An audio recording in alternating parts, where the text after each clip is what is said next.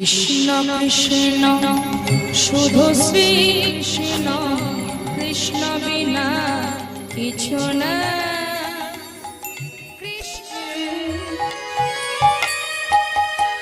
জন্ম ভূমি আমায় দাও গভীরা,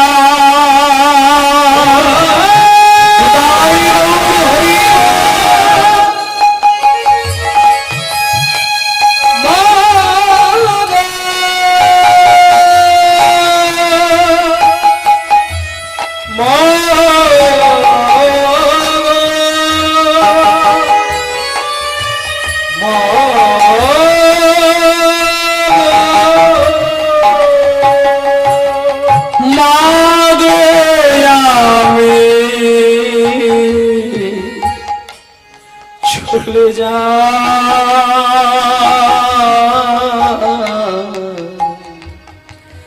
আমি চলে যা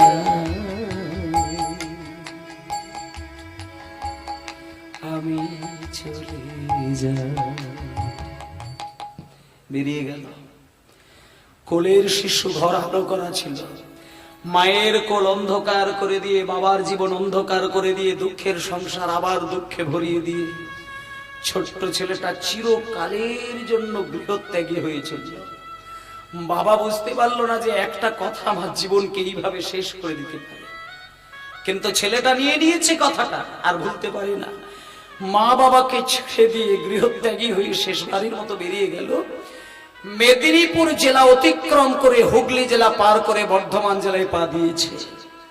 যাকে দেখে তাকে জিজ্ঞেস করে, ওগো আমার নাম দুঃখী, তোমরা আমাকে বলে দিতে পারো আমি নবদ্বীপ যেতে গেলে আমার আর কতদিন সময় লাগবে, কোন পথে গেলে আমি নবদ্বীপ যাব? সবাই বলে, এই দুঃখী, এই দুঃখী, তুই যে বাচ্চা ছেলে রে, এই এত অল্প বয়সে ভিক্ষার আঁচল নিয়ে নবদ্বীপ যাবি? নবদ্বীপ কি ছেলে মানুষই কথা? চলে যা পাড়ায় ভিক্ষা কর, নবদ্বীপ যেতে হবে না। সঙ্গে সঙ্গে বলছে, ওগো তোমরা মাই ওই তোমরা ভাবছো আমি ভিখারি?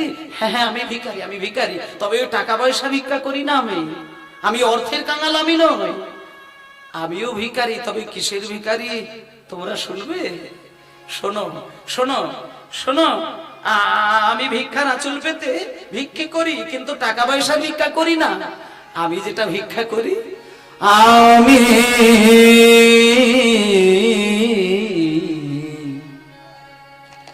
আমি শুধু প্রেমের ভিখারি,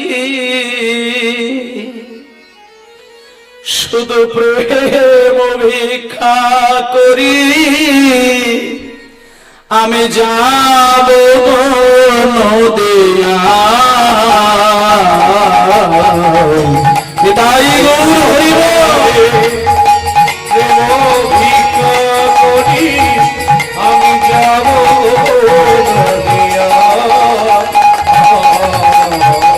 প্রেমের ভিখারি, প্রেম ভিক্ষা করি যাব নদিয়া, নদিয়া।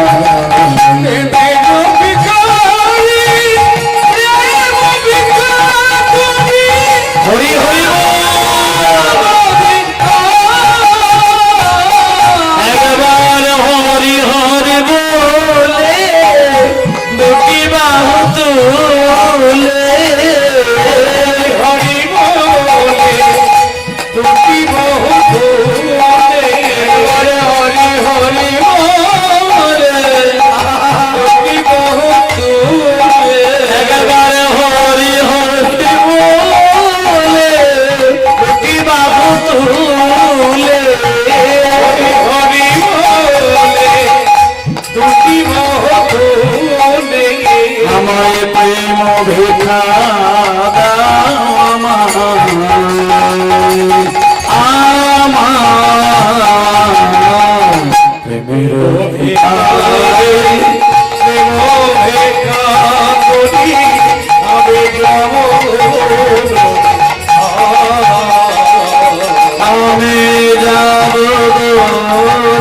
নদিয়া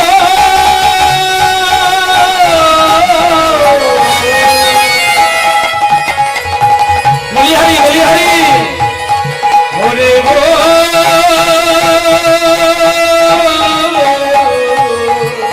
আমি যাব নদিয়া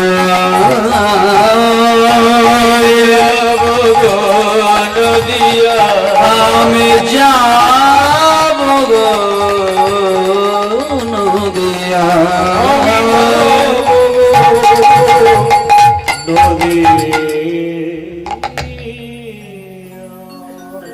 যে জায়গা আসতে যে জায়গাটিতে দুঃখী চলে গিয়েছিলেন বাবা, এটা নিছক কিন্তু বানানো কোনো মানুষকে আনন্দ দেওয়ার জন্য কিন্তু পালা বা লীলা নয়, এটা একেবারে সত্য ঘটনা।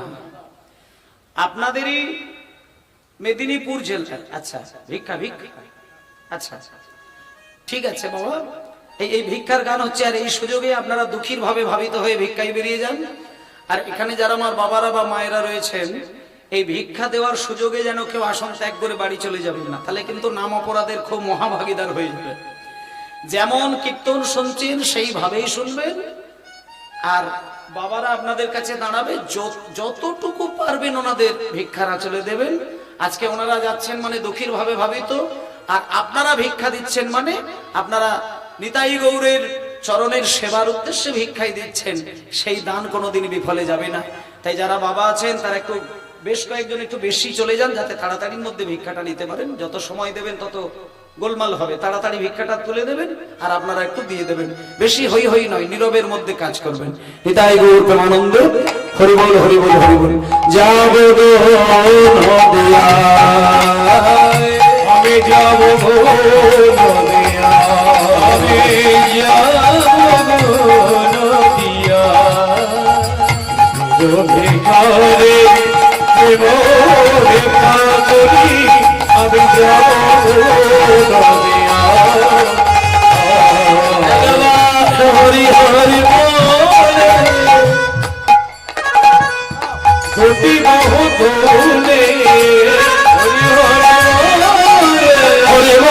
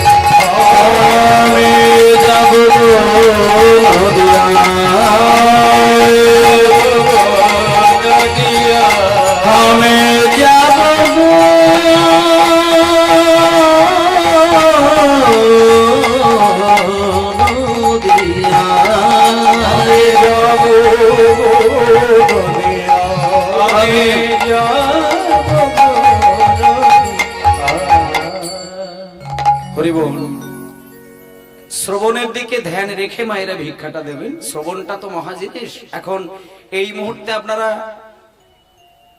ভজন করছেন আর শ্রবণের দ্বারা সেবা করছেন। কীর্তন হচ্ছে ভগবানের অমৃত শ্রবণ, আর অমৃত মানে তার অমৃত কথা। কথা শ্রবণ করতে পারলেই কিন্তু একাধারে ভগবানের সেবা, এটাই সেবা, আর আলাদা করে কোনো সেবা নয়। আপনি ওই ডালা সাজিয়ে সন্দেশ, রসগোল্লা, ফুলের মালা, হ্যান ত্যান কিচ্ছু নয়। শুধু ওনার কথা শুনতে শুনতে ভক্ত কাঁদা মানে তাকে আর কোনো পথই ধরার দরকার নেই। নাম শুনতে কাঁদতে জানলেই ভগবান এসে সেবা গ্রহণ করে।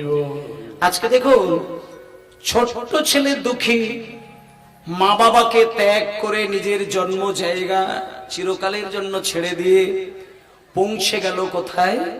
যে জায়গাটিতে চলে গিয়েছিলেন, আমি ঠিকানাটা আপনাদের একটু দিয়ে দিচ্ছি, যদি পারেন আপনারা ঘুরে দেখেও আসতে পারেন। অনেকে তো অনেক জায়গায় বেড়াতে যান, সেই জায়গাটা পারলে একটু দেখে আসবেন। সেটা হলো বর্ধমান জেলার অম্বিকা কালনা, কালনার অম্বিকায় গৌরীদাস পণ্ডিত, অনেকেই বেড়াতে যায় অম্বিকা কালনায়, আর আপনারাও যদি পারেন তো যাবেন। সেই অম্বিকা কালনায় গিয়ে গৌরীদাস পণ্ডিতের আশ্রম, এখনো সেই আশ্রম আছে। এবং সেই গৌরীদাস পণ্ডিতের আশ্রমে দুঃখী যখন প্রবেশ করলো, সেখানে হৃদয় চৈতন্য ঠাকুর নামে একজন সাধক ছিলেন, তার কাছে তিনি পৌঁছে গেলেন। এবার হৃদয় চৈতন্য ঠাকুরের কাছে ছোট্ট ছেলেটা গিয়ে তার নাম ধরে জয়ধ্বনি দিতে লাগলো, হৃদয় চৈতন্য ঠাকুর কি, হৃদয় চৈতন্য ঠাকুর কি, হৃদয় চৈতন্য ঠাকুর। এবার ভেতরের হৃদয় চৈতন্য ঠাকুর নিতাই গৌরের সেবার কাজে তিনি ব্যস্ত ছিলেন। হঠাৎ করে যখন কানে শুনতে পেল যে একটা বাচ্চা ছেলের কণ্ঠস্বর বাইরে বেরিয়ে এলো, বাইরে এসে দেখছে বাহ, এত সুন্দর একটা মিষ্টি ছেলে, চোখগুলো তার জলে ভরা, আর মুখে কিরকম একটা কৃষ্ণ নাম করছে। সঙ্গে সঙ্গে বাচ্চা ছেলেটা এসে বলছে, এই খোকা ভেতরে আয়, ভেতরে আয়। হ্যাঁ রে বাবা, কি নাম তোর রে বাবা? কাছে আয়, আমার সামনে আয়। কি নাম তোর? আমার নাম হচ্ছে ওই দুঃখী বাবা ঠাকুর, আমার নাম দুঃখী। ও দুঃখী, তা বেশ দুঃখী নাম তোর, তা কোথায় বাড়ি? আমি মেদিনীপুর জেলা ধারেন্দা বাহাদুরপুর থেকে এসেছি। বাবা ঠাকুর, আপনার কাছে আমি চিরকালের জন্য চলে এসেছি, আপনি আমাকে দীক্ষা দেবেন? আমার বাবা আমাকে কোলে করে নিয়ে একটা কথা বলেছিলেন। বাবা বললেন, তুই যদি জীবনে প্রাণ ভরে কৃষ্ণ ভজন করতে পারিস, তাহলে আমি বাবার সন্তান বলে সমাজে পরিচয় দিতে পারবো। আর যদি কৃষ্ণ সেবা আমার দ্বারা সম্ভব না হয়, আমি আমার বাবার পরিচয় নিয়ে জীবনে চলতে পারবো না। এটা আমাকে বাবা বলে দিয়েছেন। তাই আপনি আমাকে দীক্ষা দেবেন, আমি একটু রাধা গোবিন্দের সেবা করব। দীক্ষা? খোকা, এই খোকা, বাবার কথাই তোর চৈতন্যটা জেগেছে, এটা অবশ্য আমার কাছে একটা সত্যি খুব আশ্চর্য ঘটনা এবং আমার কাছে খুব আনন্দের বিষয় যে এত অল্প বয়সে বাবা কি বলল সেটা তুমি বুঝে গেলে। আর বাবার কথাতে তো খুব ভালো কথা, কিন্তু বাবা একটা কথা বলি, আমার কাছে দীক্ষা নিতে আসলে না, আমি ওই কারোর মুখ দেখে আর ওই কেউ একবার বলে দিল দীক্ষা দিয়ে দেবো, আমি কিন্তু এটা করি না। আমার কাছে যারা দীক্ষা নিতে আসে, আমি তাদেরকে মিনিমাম একটা ছোট্ট একটা পরীক্ষা করে নিয়ে তবে দীক্ষা দিই। বাবা ঠাকুর, আপনি পরীক্ষা করে নেন, আপনি তাহলে আমাকে বলুন না কি পরীক্ষা দিতে হবে, আমি পরীক্ষা দেবার জন্য প্রস্তুত। তুমি পরীক্ষা দেবে? হ্যাঁ, আমি পরীক্ষা দেব। আপনি বলুন আমায় কি পরীক্ষা দিতে হবে, আমি এখনই পরীক্ষার জন্য তৈরি। আচ্ছা, দাঁড়া, এই তুই এখানে বস এখানে। এই কে আছিস? বলুন। আমার মন্দিরের ঠিক পিছন দিকে দেখবে একটা বাগান বাড়ি রয়েছে। সেই বাগান বাড়িতে দেখবি কতগুলো মাটির কলসি রাখা রয়েছে। সেইখান থেকে সব থেকে বড় মাটির কলসি যেটা, সেটা আমার কাছে নিয়ে এসে দিত। আর কলসিটা ওই দুঃখীর হাতে তুলে দে। আর দুঃখী, শোনো, তোমাকে একটা কথা বলি, মাটির কলসিটাকে তুমি ধরো, যত্ন করে কাছে রাখো। আর তোমার একটা কাজ আমি বলে দিই, তোমার যতই কষ্ট হোক আমার কথাটাকে তুমি ভুলবে না। তুমি প্রত্যেকদিন সকালবেলা উঠবে, কলসিটাকে সঙ্গে নেবে, গঙ্গার জল থেকে কলসি কানাই কানাই ভরবে, খালি কলসি করে জল আনবে না, কানা ভর্তি করে জল নিয়ে তোমার মাথার উপরে চাপাবে, আর মাথায় করে জল বয়ে বয়ে এখানে যত ফুলের বাগান, ফলের বাগান, তুলসী গাছ, গাছের গোড়ায় গোড়ায় সুন্দর করে জল ঢেলে দেবে। তবে কাজের মধ্যে যদি কোনোদিন আমি ত্রুটি দেখি, সেদিন থেকে তোমাকে কিন্তু আমি বাইরে বার করে দেব। সেদিন আমি জানবো তুমি কৃষ্ণ সেবার যোগ্য নও। ও মায়েরা, ছোট্ট দুঃখীর মাথায় মাটির কলসি তুলে দিয়েছে। 5 বছরের ছেলের মাথাটা কেউ যদি আপনি হাত দিয়ে চেপে দেখেন না মা, দেখবেন দপদপে নরম মাথা, যাদের বাড়িতে 5-6 বছরের ছেলে আছে, মাথায় আপনি হাত দিয়ে চেপে চেপে দেখবেন একেবারে নরম মাথা, তুলতুলে মাথা। আর তার মাথার উপরে যদি কেউ মাটির কলসি তুলে দিয়ে বলে যে কলসি করে জল ঢাল, কলসি করে জল ঢাল, কদিন জল ঢালবে, কদিন ঢালবে? আজকে গুরুদেব বলে দিয়েছে জল ঢালবি, কোনোদিন বন্ধ করবি না। আর দুঃখী কিন্তু কষ্টটাকে কষ্ট মনে করে না। দুঃখের জল ঢালাতে যত না কষ্ট, তার থেকে বাবার কথাটা বেশি কষ্টের হয়ে গেছে। শুধু একটা জিনিস যে শুনলো যে আমি কৃষ্ণ সেবা না করলে বাবার ছেলে পরিচয় দেব না, এটা আমি মেনে নিতে পারি না। আমাকে জল ঢালতে ঢালতে আমার জীবন যদি চলে যায় চলে যাক। একদিন দুঃখী দেখা গেল জল ঢালতে ঢালতে ঢালতে ঢালতে মাঝখানে অন্তত না হলেও 2 থেকে 3 মাস কাটিয়ে দিলেন। ওমা, সকাল থেকে দুপুরের কিছুটা সময় বিশ্রাম নেবার পর আবার বিকেল থেকে সন্ধ্যার আগে পর্যন্ত জল ঢালতে ঢালতে 3টে মাস 4টে মাস কেটে যাচ্ছে। একদিন দুঃখী দেখলেন জল ঢালতে ঢালতে ঢালতে ঢালতে ঢালতে ঢালতে মাথার মাঝখানটা হয়ে গিয়েছে দগদগে ঘা। ছোট্ট দুঃখীর নরম মাথা আর ওই মাটি ভরা কলসির মাটির ঘষা লেগে লেগে লেগে লেগে দুঃখীর মাথার মাঝখানটা হয়ে গেছে দগদগে ঘা। পুঁজ রক্ত গলে গলে গলে গলে পড়ছে। দুঃখী সেই ঘায়ের উপরেই জলের কলসিটাকে বসাচ্ছে।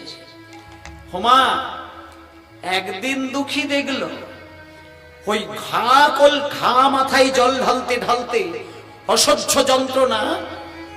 আর হঠাৎ করে দুঃখী দেখলো মাথার চারদিক থেকে, মাথার ঘায়ের ভেতর থেকে ছোট ছোট পোকা বেয়ে বেয়ে মাথার বাইরে আসছে। যখন পোকা দেখতে পেল দুঃখী, পোকাটা হাতে নিয়ে ভাবলো গুরুদেব যদি আমার মাথার ঘা দেখে তাহলে তো বলবে কৃষ্ণ সেবার যোগ্য নই।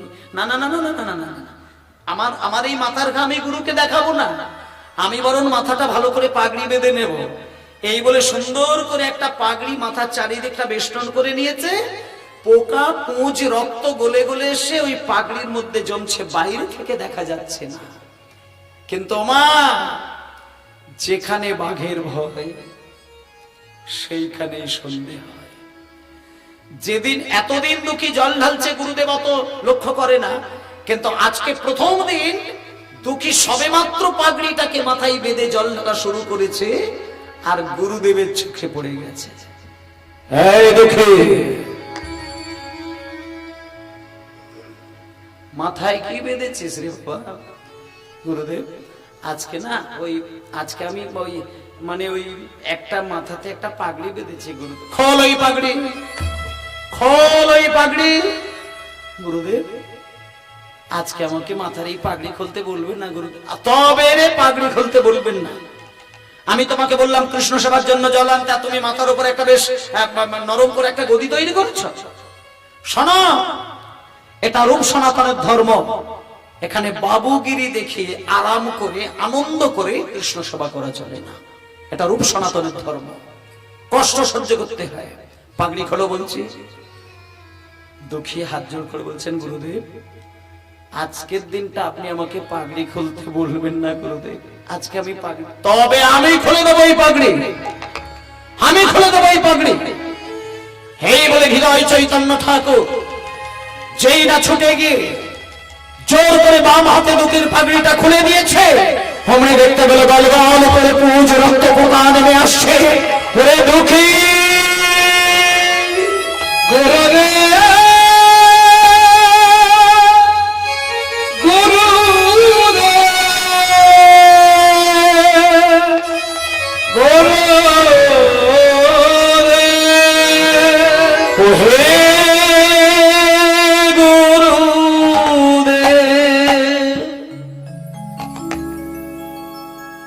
গুরুদেব দাঁড়িয়ে অবাক হয়ে গেলেন। ওরে দুঃখী, আমি কি দেখছি?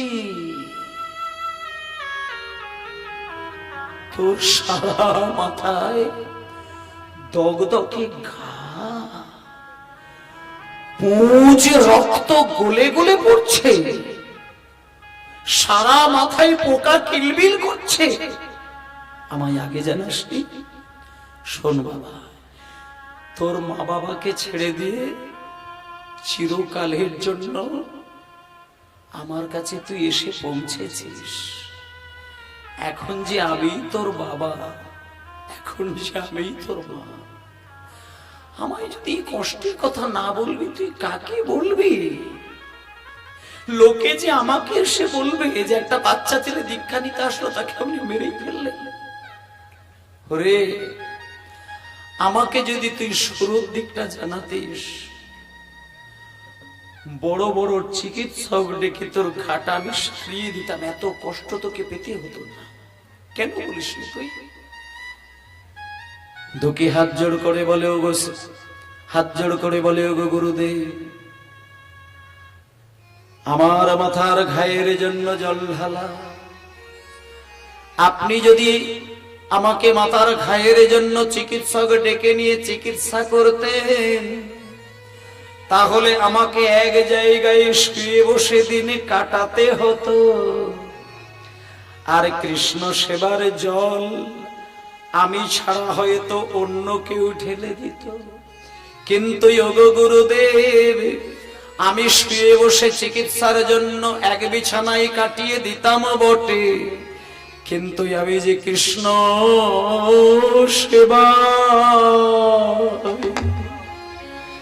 সেবায় বঞ্চিত হতাম।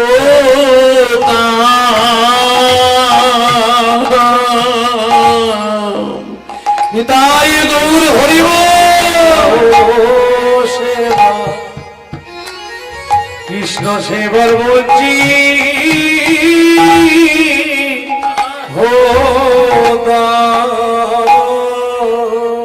আমায় জ্বলানিতে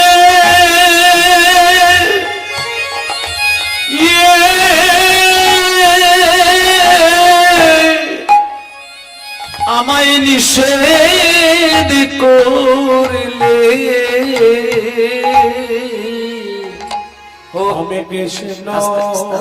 মায়েরা আস্তে একটা কথা বলি, মায়েরা, কোটি কোটি সারা মাথার উপরে ঘা, পুঁজ, রক্ত, পোকা, জল ঢালা বন্ধ করে না। যখন গুরুদেব বলছে তুই আমাকে আগে জানালে তোর চিকিৎসা থেকে আমি ঘা সারিয়ে দিতাম, তখন আবার উল্টে গুরুদেবকে বলছেন, গুরুদেব, আমি ঘায়ের জন্য যদি চিকিৎসায় ব্যস্ত থাকতাম, তাহলে জল ঢালার কাজটা তো আমার দ্বারা হতো না গুরুদেব, তখন তো আমি কৃষ্ণ সেবা থেকে বঞ্চিত হয়ে যেতাম। এত বড় কথা কে বলবে? গুরুদেব বলছে, ওরে দুঃখে তুই এইভাবে বলিস না, আমি যদি তোকে দীক্ষা না দিই, আমি ভগবানের কাছে চরম অপরাধী হয়ে যাব। আয় আমার বুকে আয়, আমার বুকে আয়, বুকে আয়, আমি তোকে দীক্ষা দিয়ে দিলাম, চলে যা, তুই মধুময় শ্রীধাম বৃন্দাবনে চলে যা, তুই জীব গোস্বামী পাদের চরণে গিয়ে শরণ নিবি, সেইখানে গিয়ে তুই আমার কথা বলবি, আর আজ থেকে আমি তোর নাম রাখলাম কৃষ্ণ দাস, কৃষ্ণ দাস, কৃষ্ণ দাস। দীক্ষা হয়ে গেল, দীক্ষা হয়ে গেল, কৃষ্ণ দাস নাম হয়ে গেল দুঃখীর। এইবার চোখের মধ্যে মুনি ঋষিদের মতো গাম্ভীর্য, কথায় কথায় শুধু কৃষ্ণ নাম, শুধু কৃষ্ণ নাম ছুটছে বৃন্দাবন। আমি হরি বলবো আর মদন মোহন দেখিব,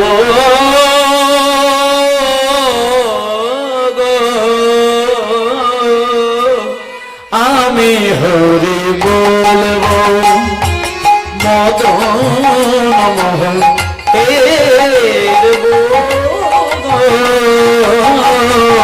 আমি হরি হরি হরি হরি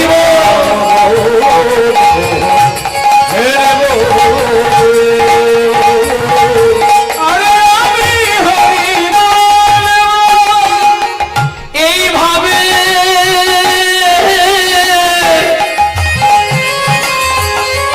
আমি ব্রজের পথে চলব, আমি ভাবে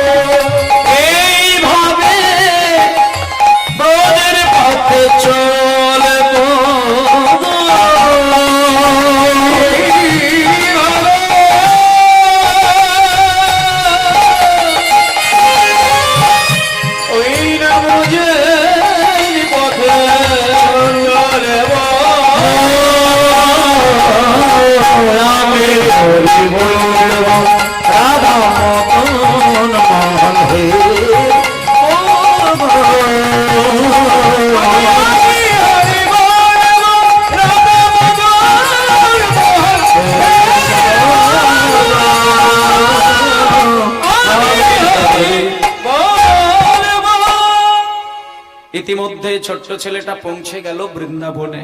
ওমা, বৃন্দাবনে গিয়ে যে গোস্বামীর কাছে গেলেন, তিনি কে? তিনি 6 গোস্বামীর মধ্যে একজন, খুব বিখ্যাত সাধক একজন, তার নাম জীব গোস্বামী পাদ। আজকে চলে গেল, মাঝখানে অনেকগুলো মাস কাটলো। এবার কৃষ্ণদাস গিয়ে জীব গোস্বামী পাদের চরণে গিয়ে আছাড় খেয়ে পড়েছে আর জয়ধ্বনি দিচ্ছে, জীব গোস্বামী পাদ কি, জীব গোস্বামী পাদ কি, জীব গোস্বামী পাদ কি। খোকা, এই খোকা, আরে বাবা, এত অল্প বয়সে আমারই আশ্রমের কাছে এসে আমারই নাম ধরে জয়ধ্বনি দিচ্ছিস বাবা? কি নাম তোর বল, কি নাম তোর বল? কি মিষ্টি দেখতে রে বাবা, কি নাম তোর? আমার নাম দুঃখী কৃষ্ণ দাস। কি বললি? দাঁড়া দাঁড়া দাঁড়া দাঁড়া দাঁড়া দাঁড়া, এই দাঁড়া, নামটা পরিষ্কার করে বল, কি নাম? আমার নাম হচ্ছে দুঃখী কৃষ্ণ দাস। দুঃখী কৃষ্ণ দাস? এই বেটা, এই নাম ঠিক করে বল। যে কৃষ্ণ দাস হয় তার জীবনে কোনোদিন দুঃখ থাকে না। তাহলে একবার বলছিস দুঃখী, আবার বলছিস কৃষ্ণ দাস। হ্যাঁ রে, জীব নিত্য কৃষ্ণ দাস ইহা ভুলে গেলা, তে কারণে মায়া পিশাচি গলায় বাঁধিলা। যারা কৃষ্ণের দাসত্ব একবার হয়ে গেছে তাদের জীবনে তো দুঃখ কষ্ট থাকে না রে বাবা। তুই কি বলছিস? না আমি দুঃখী আবার কৃষ্ণ দাস, ঠিক করে বল। তখন বাচ্চা ছেলেটা হাত জোড় করে বলছে, না না না না না না না গোস্বামী পাদ, আপনি আপনি মানে আপনি বুঝতে পারছেন না, আমি ওইভাবে বলতে চাইছি না। আসলে আমার মা বাবা একটা আদর করে নাম রেখেছিলেন দুঃখী, আর আমার গুরুদেব যিনি আছেন উনি আমার নাম দিয়েছেন কৃষ্ণ দাস। যে জিজ্ঞেস করে আমি দুটো নাম একসঙ্গে বলে দিই। ও আচ্ছা আচ্ছা আচ্ছা আচ্ছা আচ্ছা, এবার বুঝতে পেরে গেছে, আর বলতে হবে না। আচ্ছা বাবা, তোর গুরুদেবের নামটা এবার বলতো শুনি। আমার গুরুদেবের নাম হচ্ছে হৃদয় চৈতন্য ঠাকুর। এই কে আছিস? একে একটা আসনে পেতে দে, একটা বসতে দে, ভালো করে প্রসাদ এনে দে, একটু জল দে, একটু সেবা কর। সঙ্গে সঙ্গে কৃষ্ণদাস বলছেন, আচ্ছা বাবা ঠাকুর, আপনি আমার গুরুদেবের নামটা শোনার সঙ্গে সঙ্গে ওই কিরকম একটা লাফিয়ে উঠলেন, চমকে উঠলেন কেন? কেন আপনি চমকে উঠলেন কেন? তখন জীব গোস্বামী পাদ বলছে, চমকে উঠবো না। আচ্ছা বাবা, একটা কথা বলি, তোমার গুরুদেবের নামটা কি বললে তুমি? হৃদয় চৈতন্য ঠাকুর, এই তো? শোনা, একটা কথা বলি, তোমার গুরুদেবের নাম হৃদয় চৈতন্য ঠাকুর কিন্তু নয়। ওর আসল নামটা আমি জানি। যে হৃদয় চৈতন্য নাম নিয়ে এখন সারা বাংলার বৈষ্ণব সমাজে প্রচার হয়ে আছে, ওনার আসল নাম ছিল কিন্তু হৃদয় আনন্দ ঠাকুর। এবার এখানে আমার যত ভক্তমন্ডলী বাবা মায়েরা রয়েছেন তাদেরকে বলি, ওই যে হৃদয় আনন্দের কথা শুনছি বর্ধমানের অম্বিকা কালনায়, আপনারা গেলে কিন্তু তার আশ্রমে গেলে সব দেখতে পাবেন। হৃদয় চৈতন্যের সেবিত যে নিতাই গৌর, এখনো সেটা রয়েছে। এবং হৃদয় চৈতন্য নামটা সত্যিই কিন্তু ছিল না, নামটা ছিল হৃদয় আনন্দ। কিন্তু হৃদয় আনন্দ থেকে হৃদয় চৈতন্যটা নামকরণ হয়ে গেল। কেন হলো, কে করলো, একটুখানি বলে দিই শোনে। এটা আজকে দুঃখীকে বলছেন, কৃষ্ণদাসকে বোঝাচ্ছেন জীব গোস্বামী পাদ। বলছে, শোনো, তোমার যিনি গুরুদেব, তিনার গুরুদেব ছিলেন গৌরীদাস পণ্ডিত। এই যে দোল পূর্ণিমা, গত দোল পূর্ণিমা কবে? গতকালকে বোধহয় দোল পূর্ণিমা। আচ্ছা বেশ, এই দোল পূর্ণিমার দিন একটা কাণ্ড, এই লীলাটার একটা ঘটনা ঘটেছিল। দোল পূর্ণিমার দিনে তোমার গুরুদেবের গুরুদেব আশ্রমে ছিলেন না, বিদেশ থেকে ফিরতে দেরি হয়ে গেছিল, আসতে পারে না। তখন তোমার যিনি গুরুদেব হৃদয়ানন্দ ঠাকুর, উনি করেছিলেন কি, সুন্দর করে প্যান্ডেল করে লাইট দিয়ে হাজার লোকজনকে ডেকে নিয়ে বিরাট বড় একটা অনুষ্ঠান করেছিলেন, উৎসব করেছিলেন। এবার অনুষ্ঠান মিটে যাবার পরে তোমার গুরুদেবের গুরুদেব ফেরত আসলেন এবং তিনি এসে দেখলেন, কি ব্যাপার, আমি আশ্রমে ছিলাম না, এত বড় অনুষ্ঠান উৎসবের প্যান্ডেল কে করেছে? সবাই দেখিয়ে দিলেন তোমার গুরুদেব হৃদয় আনন্দকে। গৌরীদাস পণ্ডিত একটু রাগী ব্যক্তি ছিলেন, প্রচন্ড ক্রোধী লোক। রেগে গিয়ে হৃদয় আনন্দ কাছে গিয়ে বলছে, ওরে নরাধম, আমি আশ্রমে নেই, আমার অনুমতি নেবার প্রয়োজন হলো না, তুই আশ্রমে একটা বিরাট বড় অনুষ্ঠান করে দেখিয়ে দিলি, তুই সারা জীবনের জন্য আমার আশ্রম থেকে বেরিয়ে যা। ধাক্কা দিয়ে বার করে দিলেন। শোনেন, বৈষ্ণব সমাজের তখন শাসন কোথায় ছিল দেখুন বাবা। ধাক্কা দিয়ে বের করে দিলেন, আশ্রম থেকে বার করে দিলেন। আর হৃদয়ানন্দ ঠাকুর কিন্তু গুরু ভক্তিতে একেবারে ভরপুর ছিলেন। গুরুদেব যখন ধাক্কা দিয়ে বলল চিরকালের জন্য বেরিয়ে যা, হৃদয়ানন্দ কোনো কথাই বলল না, নীরবে আশ্রম থেকে বেরিয়ে গেল। নীরবে, কোনো কথা নাই, বেরিয়ে গেল। গঙ্গার ধারে গিয়ে একটা কদম গাছের তলায় চোখ বন্ধ করে শুধু জয় গুরুদেব, জয় গুরুদেব, জয় গুরুদেব। যে গুরুদেব বার করে দিল সেই গুরুদেবের জয় দিচ্ছে। তিনি কেমন শিষ্য। আর এদিকে গৌরীদাস পণ্ডিত আশ্রমের ভেতরে গিয়ে নিতাই গৌরের মন্দিরের দরজা খুলে যেই নিতাই গৌরকে দর্শন করতে গেল, নিতাই গৌর উধাও। মনে মনে চিন্তা করলো, বেটা এটাও বুঝি হৃদয়ের কাজ, আমার নিতাই গৌরকে নিশ্চয়ই কোথাও লুকিয়ে রেখে দিয়ে গেছে। আমি ছাড়বো না, আমি ছাড়বো না, আমি এখনই গিয়ে ওকে বেত্রাঘাত করব। এই বলে একটা মোটা বেতের লাঠি নিয়ে ছুটে গেল হৃদয়ানন্দকে এবার বেতের লাঠি পেটা করবে বলে। এই বলে হৃদয়ানন্দ চোখ বন্ধ করে গুরুদেব গুরুদেব বলে কাঁদছে।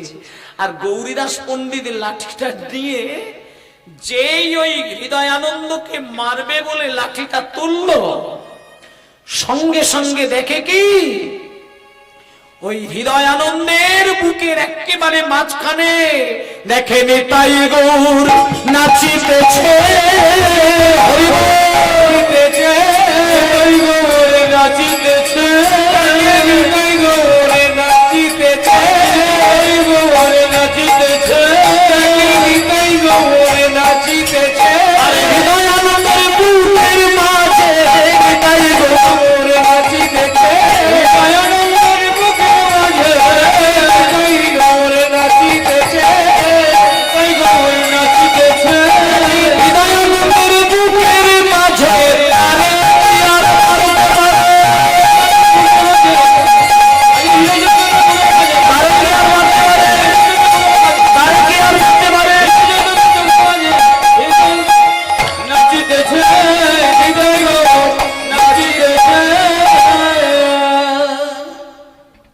গৌরীদাস পণ্ডিত পাগলের মতো বেতের লাঠি গঙ্গায় ফেলে দিয়ে হৃদয় আনন্দকে নিজের বুকের মধ্যে চেপে জড়িয়ে ধরে কাঁদতে কাঁদতে বলছে, ওরে হৃদয়,